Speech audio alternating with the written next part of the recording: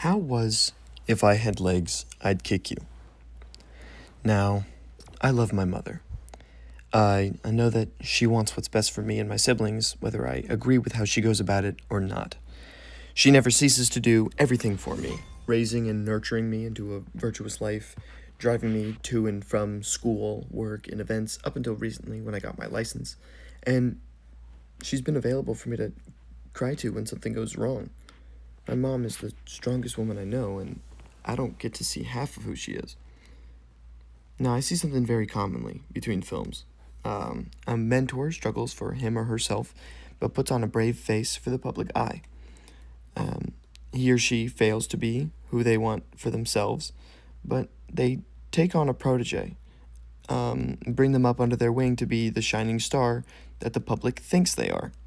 The only difference is that this apprentice is, from his or her core, a shining star as opposed to just a shell of a beacon. It's safe to say that parenting is somewhat like an apprenticeship in that way.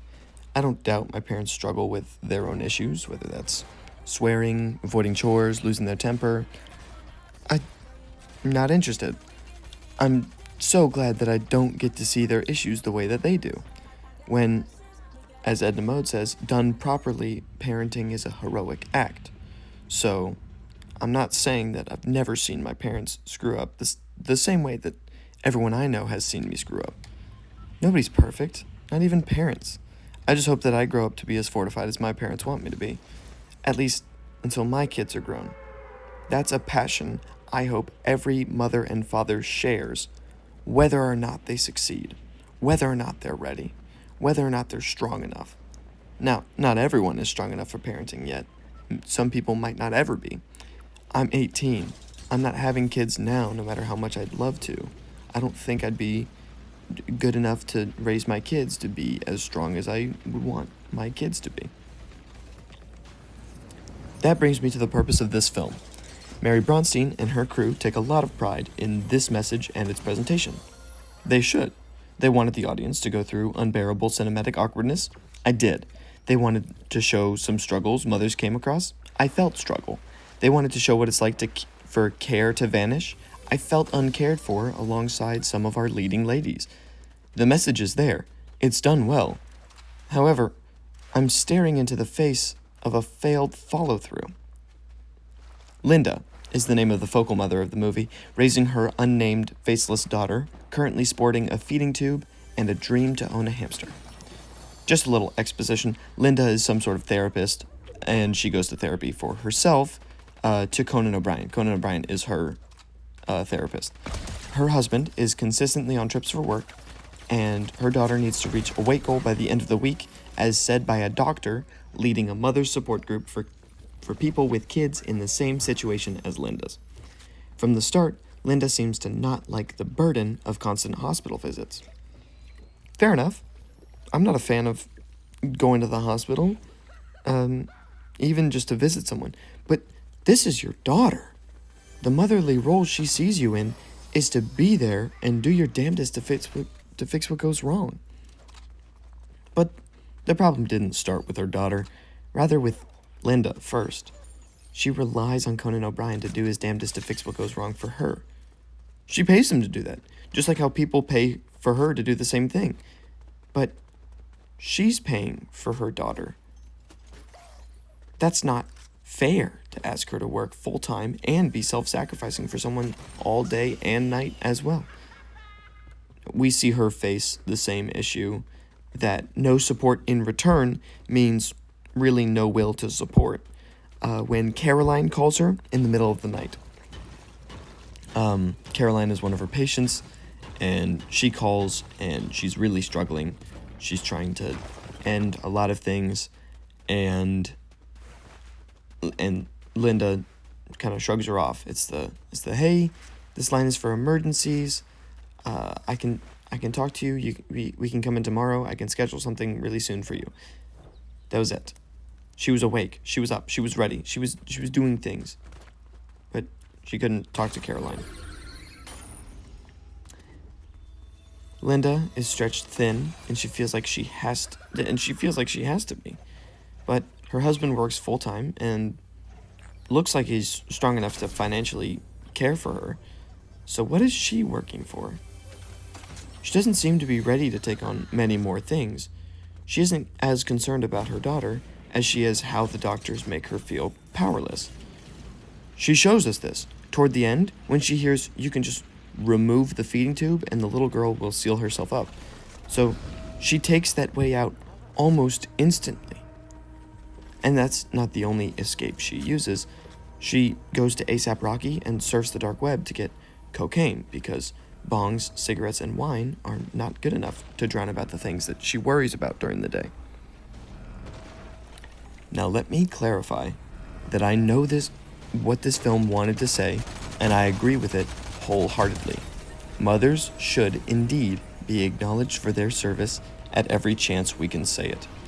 They take on so much more than they let us see, and they've been crazy successful with finding personal solutions like family support groups or making therapy mainstream or all the different little gadgets that they have. I think the calendar app or like a to-do list on paper, I think those were made by women. So it's crazy successful. While women marry their husbands to complete themselves and also to complete the husbands can only be so perfect. So can wives. They can only be so perfect. And it takes gumption to say that, hey, I'm broken. I struggle with this. Help me. But, I guess it takes less gumption to pay for someone to keep it private and help you in the process, like a therapist. Now, with setting your problems aside for someone else to be paid to fix them, you can easier appear to your family as more perfect. Now, I agree with that message. Yes. But I don't think that If I Had Legs, I'd Kick You did well in presenting this as much as it presented personal struggle with virtue. Linda seems to create all of her own problems, whether she feels pressured into it or not. I'm not saying that. I'm not. At the start of the movie, Linda's ceiling falls in and floods the apartment. No, that's not her fault. But she doesn't fix it. It's easier to move to a motel and complain to the landlord that he can't find a solution to the issue. Her patient, Caroline, runs away without her child, and Linda doesn't really try different solutions. There's only one line of thought, until she's forced to calling the police to care for things. Charles, her husband, isn't home to help her out with anything. He, quote, neglects her, unquote. But every single time they get on the phone, it goes the same way. Charles asks what he can do from where he is, asks if it would be better to come back, and he does his best to give his words of affirmation before she gets mad at him and hangs up in the middle of his sentence. A big thing she gets angry at is that he went to a minor league game in his free time across the country, while she has to take care of their daughter. As if he could come home and help in his free evening. She's not giving him anything that he can do from his place, but she doesn't want him back because that would make her feel weak, kind of like the doctors do. When things get so much worse, he surprises her by coming home a little early. Within the hour, he has someone working on the ceiling to fix it for good. He's figured out what happened to Caroline, and he's tried reuniting all of Caroline and her family, and he goes to see his daughter. Now this happens right after Linda lashed out to feel empowered and tore the feeding tube out permanently.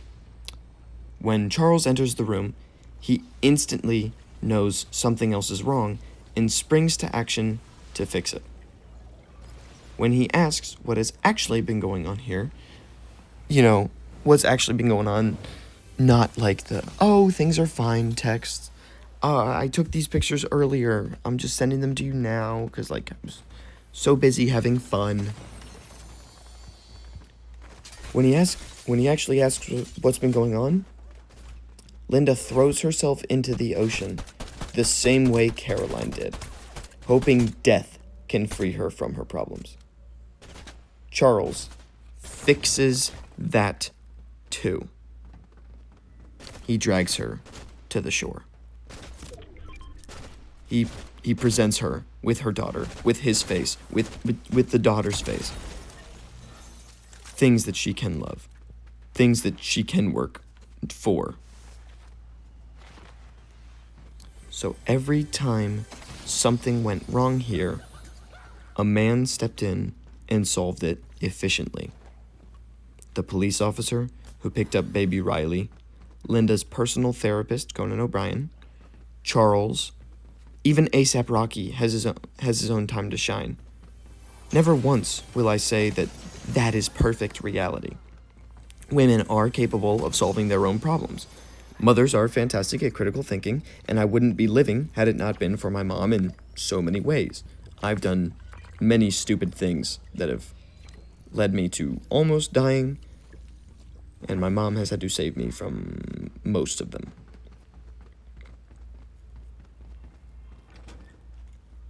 But Linda specifically couldn't do that for herself. And the film is an exposition on how mothers deal with so much that goes unseen.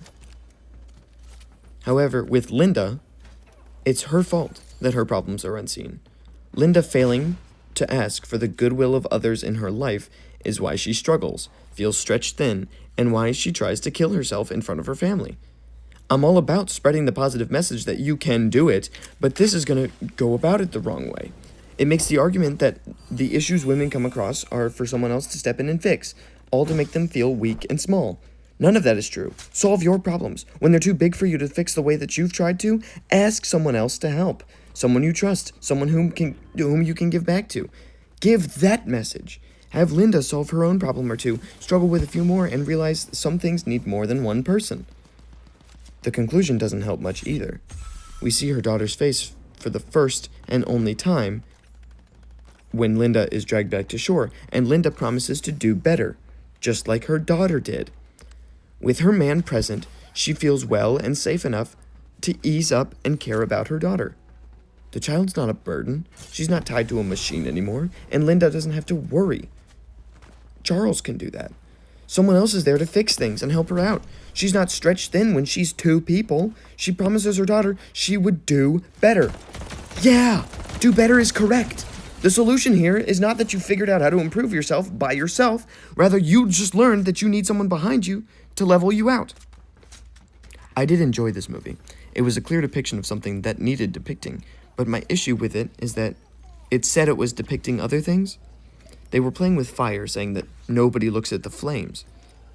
I love what they did with this film, and I do want to see more from this team. It's a beautiful movie that shows decline as it shows us more ugly things that did need to be shown.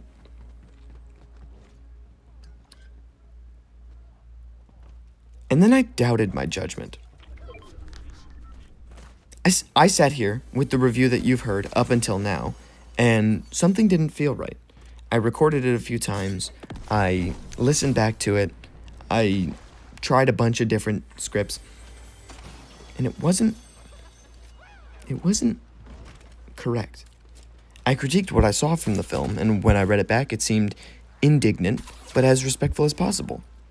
I had missed something.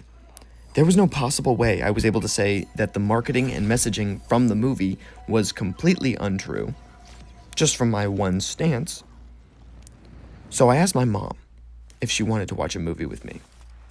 My mother, who loves me 3 times as much as I will ever love her, sat down with me. She trusted my taste in movies. She raised me smart, so I shouldn't be doing anything wrong, right?